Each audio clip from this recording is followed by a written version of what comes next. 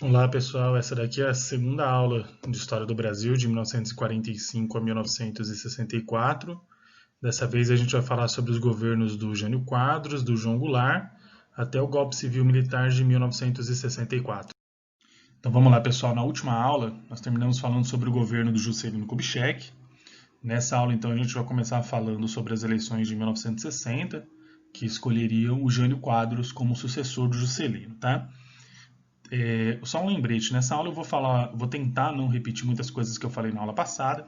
Por exemplo, agora eu vou começar falando de alguns partidos políticos. Caso você tenha alguma dúvida, retorna na aula passada, lá no início eu explico o que são esses partidos, tá? Os principais partidos da época. Então, nas eleições de 1960, a gente tinha dois principais candidatos, um deles o Marechal Henrique Teixeira Lott, um político do PSD, que vai ser indicado com o apoio do PTB, e do outro lado a gente tem o Jânio Quadros, que era de um partido pequeno, que vai ser inicialmente indicado por uma aliança de diversos partidos menores, tá?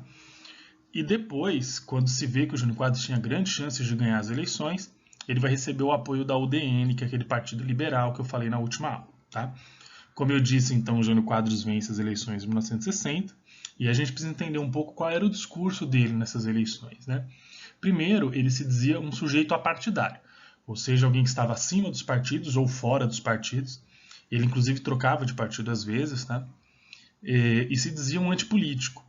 Embora ele já tivesse sido vereador, já tivesse sido prefeito aqui em São Paulo, já tinha sido deputado, já tinha sido governador do estado de São Paulo, mesmo assim ele tentava vender a ideia, e vendia bem a ideia de que ele era antipolítico, tá? Além disso, o discurso dele era marcado por um moralismo profundo, de moral e bons costumes mesmo, e também tinha um discurso profundamente anticorrupção. Vocês estão vendo uma foto dele aí segurando uma vassoura. Essa vassoura foi o símbolo da campanha do Jânio Quadros. Ele dizia que iria varrer a corrupção do país, né? Para vice-presidente vai ser eleito João Goulart, do PTB, que já era vice-presidente, vai ser eleito novamente. Lembrando que na época as pessoas votavam para presidente e para vice-presidente separadamente. Sobre o governo do Jânio Quadros, há dois pontos importantes que a gente precisa destacar. Primeiro é a política econômica que ele vai adotar. Era uma política na época recomendada por grandes instituições financeiras mundiais, né, controladas na maioria das vezes pelos Estados Unidos, como a FMI, por exemplo, que eu não vou explicar aqui muito profundamente, que é para não confundir muito as nossas ideias aqui, tá? Essa política dele era marcada por muita austeridade. O que significa isso na prática, né? Ele vai diminuir os gastos do governo, vai diminuir o crédito para as empresas, congelar salários, vai, por exemplo, acabar com a ajuda governamental na compra de trigo e de petróleo. Isso vai fazer com que o preço do pão e do combustível, por exemplo, suba muito, tá? E essa política econômica, ela acaba trazendo grandes dificuldades para a população, que você imagina que já há algum tempo os salários não cresciam ou cresciam muito pouco, mas o preço das coisas subia bastante já na época, tá? Isso é inflação. Inflação era um problema sério já no Brasil nessa época, tá? Além disso, na política externa, o Jânio Quadros ele vai adotar uma política de independência nessa política externa, que é a relação entre os países, né, entre um país e outro. O que significa isso? Lembrando que aqui a gente está no contexto da Guerra Fria. Ao contrário do que a UDN defendia, o governo do Jânio Quadros ele não era completamente alinhado aos interesses americanos. Lembrando que a UDN ela defendia o que na política externa? Que o Brasil deveria alinhar-se incondicionalmente aos interesses dos Estados Unidos. Já o governo do Jânio Quadros defendia que o Brasil deveria adotar uma política externa independente. Por exemplo, Jânio Quadros, embora fosse um anticomunista declarado, acreditava que o Brasil deveria reatar relações diplomáticas com a União Soviética. A UDN vai se afastar do governo Jânio Quadros já nesse período.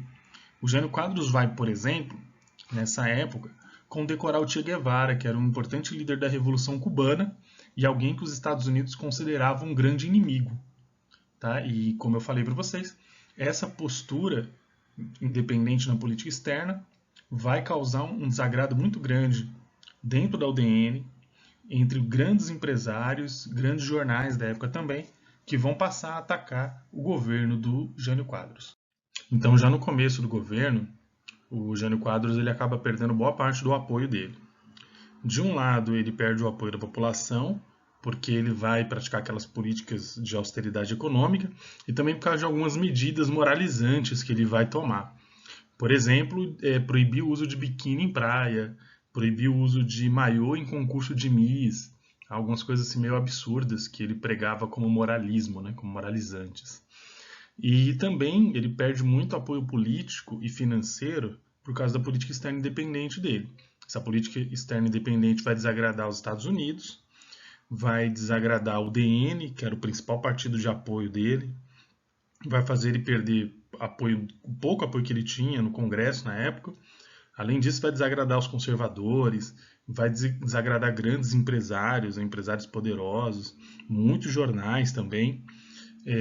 Então, após 7 meses só de governo, o Jânio Quadros ele vai tomar uma medida bastante surpreendente.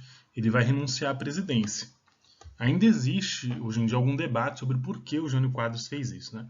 Especula-se que ele acreditava que a renúncia dele não seria aceita pelo povo, né? Que o povo iria às ruas, ou que mesmo o Congresso não aceitaria a renúncia dele. O que não aconteceu, tá? Ninguém foi para a rua e o Congresso rapidamente aceitou a renúncia dele. Então, com poucos meses de governo, o Jânio Quadros já não era mais presidente. Então, agora uma parte um pouco mais difícil, tá? Acredito que todo mundo deva saber que após a renúncia do presidente, quem assume é o vice, né? No caso aqui, o vice é o João Goulart, do PTB, o Jango. O Jango ele não estava no país na época, ele estava no exterior, em viagem, a trabalho, estava retornando ao país para assumir a presidência, já que o presidente havia renunciado. Acontece que haviam vários setores aqui no Brasil, muito poderosos, que eram contrários a que o João Goulart assumisse a presidência. Quem assistiu à última aula sabe que haviam já ocorrido algumas tentativas de golpe aqui no Brasil. E nessa época acontece mais uma tentativa de golpe para impedir que o João Goulart assuma a presidência. Quais são os setores da sociedade que não queriam que o João Goulart assumisse a presidência? Oficiais das Forças Armadas, as principais lideranças da UDN, que é aquele partido liberal, grandes empresários brasileiros e estrangeiros, muitos grandes jornais que tentam impedir com que o João Goulart assuma a presidência, acusando-o de ser um perigoso comunista, uma acusação muito comum na época, inclusive. Quem era a favor de que o João Goulart assumisse a presidência eram principalmente as lideranças sindicais, lideranças estudantis e alguns governadores e parlamentares. Entre esses governadores, um merece destaque, um senhor chamado Leonel Brizola, na época, governador do estado do Rio Grande do Sul.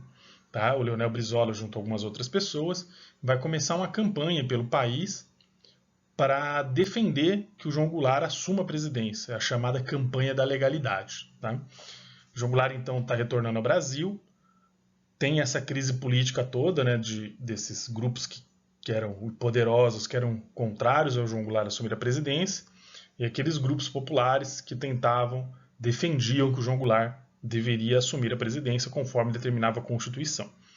Acontece, então, que o Congresso ele procura ali uma saída, meio que um acordão, assim, para resolver essa crise.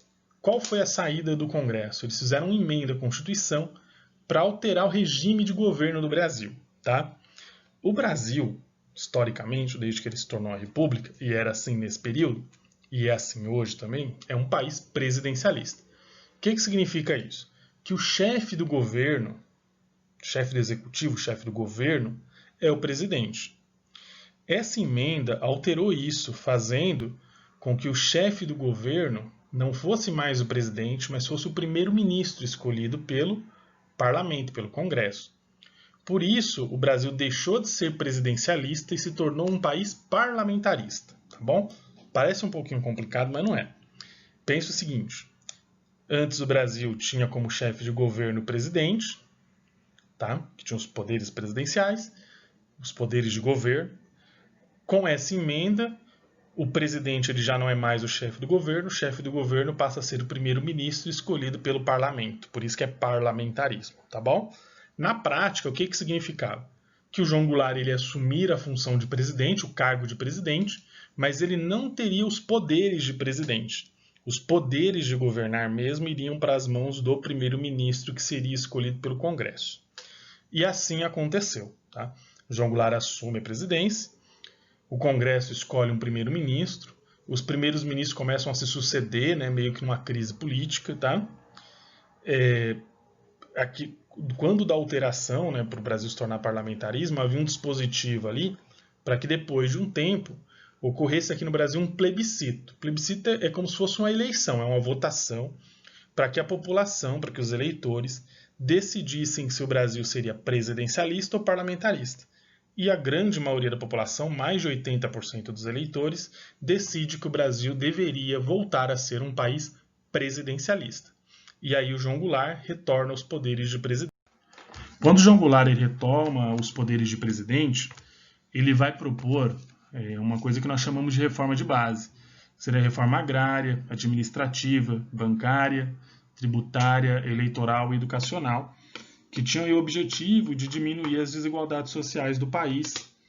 Elas propunham mudanças, por exemplo, no setor educacional, habitacional, trabalhista, na política de divisão de terras, previa aumentar o controle sobre as atividades dos bancos, limitar a remessa de lucro das empresas para o exterior, dar direito de voto aos analfabetos, lembrando que no Brasil, nessa época, aproximadamente metade da população era analfabeta, e além de regulamentar os direitos trabalhistas dos trabalhadores do campo. Esses trabalhadores, nessa época, ainda não tinham direitos trabalhistas. Nessa época, então, o país ele meio que se divide entre setores que eram favoráveis à reforma e setores que eram contrários a essas reformas de base. Que grupos eram contrários à reforma de base? Tá? Primeiro você tinha grandes empresários que eram contra as reformas de base, os latifundiários, o latifundiário é o dono do latifúndio, daquelas grandes propriedades rurais, eram contra as reformas de base. Boa parte do alto clero da igreja, daqueles cargos mais altos da igreja católica, eram contrários a reformas de base. Oficiais das Forças Armadas, grandes jornais como o Globo, Estado de São Paulo, Folha de São Paulo, Tribuna da Imprensa, que pertence ao Carlos Lacerda, que eu citei na aula passada, também eram contra e faziam campanha contra o governo de João Goulart. E haviam também alguns institutos, como o IPAS e o IPES, que eram mantidos por empresários brasileiros e também por empresários estadunidenses, por empresas estadunidenses, que faziam material e financiavam propaganda contra o governo, propagandas e campanhas contra o governo de João Goulart. Hoje, por exemplo, se sabe que o próprio governo americano tinha atuação através desses institutos para tentar derrubar o governo de João Goulart, ou para fazer campanha contra o governo de João Goulart. E quais setores eram favoráveis a essas reformas de base? Tá? A favor dessa reforma de base estavam principalmente as principais lideranças estudantis, que estavam na UNE, a União Nacional dos Estudantes, grupos progressistas ligados à Igreja Católica, aí já não mais ao alto clero, mas principalmente na juventude católica ligada aos estudantes e aos operários, vários outros movimentos sociais, organizações sindicais, entre sindicatos e centrais sindicais, e as ligas camponesas, que eram organizações de trabalhadores do campo, que lutavam ali pelos seus direitos no campo, tanto pela reforma agrária quanto por leis trabalhistas no campo. Acontece que essas reformas de base elas não tinham apoio dentro do Congresso Nacional para serem aprovadas. Por quê? Né? O Congresso, lembrando, ele é formado em geral por pessoas ligadas a grupos mais poderosos da sociedade. Tá? E eles acabam se colocando contra essas reformas de base que eram propostas pelo João Goulart. Então, o que o João Goulart acaba fazendo? Né? Ele decide, então, pressionar o Congresso para a aprovação dessas reformas. Como que ele vai fazer isso? Ele precisa fazer isso com apoio popular. Para isso, ele acaba realizando lá no Rio de Janeiro um grande comício, chamado Comício da Central do Brasil, no centro do Rio de Janeiro, que vai contar com a participação de milhares de pessoas. Os números variam dependendo do autor, vai de 150 mil até 300 mil, dependendo da fonte que você procurar. E nesse comício ele vai discursar, ele e várias outras pessoas, defendendo as reformas de base. Inclusive, neste comício, ele assina 2 decretos importantes. um decreto que vai nacionalizar as refinarias de petróleo e um outro que vai desapropriar as terras às margens de ferrovias, rodovias e outras obras do governo federal, tá? Também para fins aí de início de uma reforma agrária, tá bom? Em resposta a isso, aqueles grupos que eram contrários ao governo João Goulart e contrários à reforma de base vão organizar, principalmente aqui em São Paulo, uma grande manifestação chamada Marcha da Família com Deus pela Liberdade. Tá? Atenção no nome, tá? Marcha da Família com Deus pela Liberdade, que é então uma manifestação contrária ao governo João Goulart, organizada e convocada por aqueles setores da elite que eram contrários às reformas de base, vai contar com a participação maciça dos setores mais conservadores da sociedade, da classe média principalmente. É uma manifestação muito grande, em que vai se fazer uma grande propaganda contra o governo João Goulart, que vai, como de praxe, né, para quem já assistiu a outra aula também, ser acusado aí de comunista. Vão dizer, por exemplo, que o João Goulart era um ateu, né? Lembrando aí a Marcha da Família com Deus pela Liberdade. Né? Então acusavam de ser um ateu, de ser um comunista.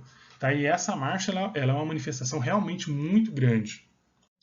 Então, após o comício da Central do Brasil, os oficiais militares, grandes empresários, o governo americano, setores conservadores, grandes jornais vão intensificar a campanha contra o João Goulart e esses setores da sociedade, então, vão deflagrar um golpe civil-militar, que vai derrubar o governo do João Goulart. Tá?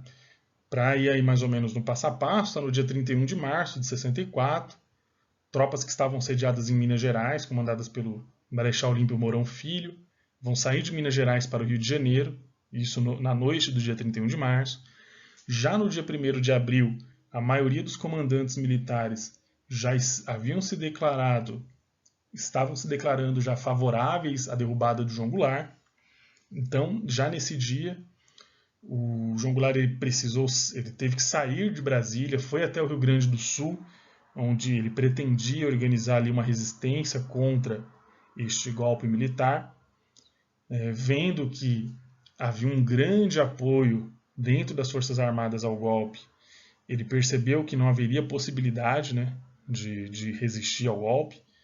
Já no dia 2 de abril, mesmo com o presidente ainda no Brasil, o Senado vai declarar a presidência vaga, vai declarar que o presidente havia abandonado o país, o que não era verdade, e vai acabar dessa forma concretizando esse golpe. Um golpe que ele acontece pelas mãos dos militares, mas com apoio dos civis.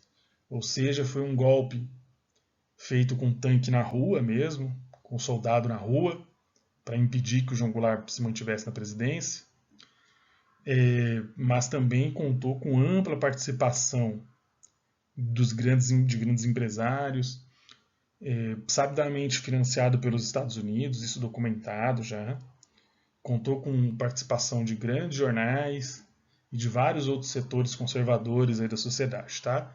Então, entre o dia 31 de março, inicia o golpe militar.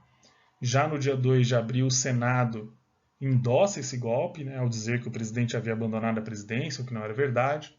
O João Goulart, então, vendo que haviam aí setores muito poderosos e a maior parte das Forças Armadas havia se colocado favorável ao golpe, ele percebeu que não havia possibilidade de resistir. Então, após o golpe ter sido concretizado, aí sim ele acabou saindo do país para ir viver em exílio no Uruguai. Já nos primeiros dias acontecem algumas manifestações contrárias ao golpe militar, manifestações populares, que vão ser duramente reprimidas pelas Forças Armadas, inclusive com gente morrendo já nos primeiros dias. Então, pessoal, nesse último slide eu coloquei a capa de alguns jornais para a gente compreender como a grande imprensa na época, pelo menos a maior parte da grande imprensa, tratou o golpe civil-militar que aconteceu no começo de abril de 1964. Tá? Lembrando aí que esse golpe vai dar início a uma ditadura de 2 décadas aqui no Brasil, tá? Marcada aí por dura repressão política e social, que a gente vai estudar mais para frente. Tá? Então não convém a gente conversar um pouquinho sobre a ditadura agora, mas sim compreender qual foi a posição dos jornais no dia seguinte ou nos dias seguintes à ocorrência do golpe militar. tá bom? Eu grifei algumas partes aí em amarelo para a gente acompanhar. Vou chamar a atenção para vocês em alguns pontos, para vocês poderem observar. Primeiro aqui no globo, né, vocês vão ver aqui, nessa parte amarela aqui, tá pequenininha, mas está escrito Ressurge a Democracia. Muitos jornais deram notícias ou fizeram editoriais defendendo o golpe civil militar de 1964 como uma vitória da democracia, né? Vejam só, o presidente acabava de ser derrubado por um golpe promovido por militares e por outros setores da sociedade, e mesmo assim os principais jornais diziam que isso era uma vitória da democracia. Democratas dominam toda a nação. O Estado de São Paulo, outro jornal importantíssimo na época, de grande circulação ainda hoje. Diário de Piracicaba, tá? Isso aqui eu vou chamar a atenção para duas notícias. Primeiro, aqui em cima, cessadas as operações militares. Né? Terminadas as operações militares, a calma volta a reinar no país. Ou seja, né, segundo aqui o Diário de Piracicaba, os militares haviam dominado ali o governo, né? Terminou as operações militares e o país estava tranquilo e em calma, né? Sendo que nós estávamos começando uma ditadura. E o mesmo jornal que diz que a calma havia voltado a reinar, embaixo da notícia de que cerca de 40 deputados poderão ter cassados os seus mandatos, que é uma característica da ditadura militar também, que a gente vai estudar mais para frente, tá? Um acontecimento da ditadura militar, ditadura civil militar. Então o jornal diz que a calma voltou a reinar, mas ele mesmo embaixo diz que 40 deputados poderão perder os seus mandatos em decorrência do golpe, tá? Sendo retirados aí dos seus mandatos pelos militares. Aqui, Diário de Notícias, registros de fim de crise, né? Tratava o golpe militar como o fim de uma crise política, tá? Chamar a atenção de vocês para algumas coisas, tá? Você deve ter visto aí que às vezes eu falo ditadura militar, às vezes eu falo ditadura civil-militar, ou golpe militar, golpe civil-militar. É ato falho meu. Na verdade, o termo que a gente costuma usar, o termo mais correto, é dizer que é um golpe civil-militar, tá? Porque embora o golpe tenha sido feito por militares, ele contou sim com a participação efetiva e com apoio efetivo da sociedade civil, de setores da sociedade civil. Não de toda a sociedade civil, a gente vai ver isso mais para frente. Muitos setores vão ser perseguidos depois, mas não convém a gente conversar sobre eles agora. Sei que o conteúdo é muito grande, tá? É muito denso, muitas das coisas que nós conversamos aqui nós deveríamos nos aprofundar, mas nesse formato aqui eu acredito que não é viável nem possível, até porque ele evita um pouquinho do que a gente consiga fazer um diálogo e tire as dúvidas que precisam ser tiradas, tá? Mesmo assim, eu espero que tenha ajudado vocês a entender. Estou à disposição, caso vocês tenham alguma dúvida. Pode enviar e-mail, enviar mensagem, tá bom? Bons estudos para todos vocês e até breve.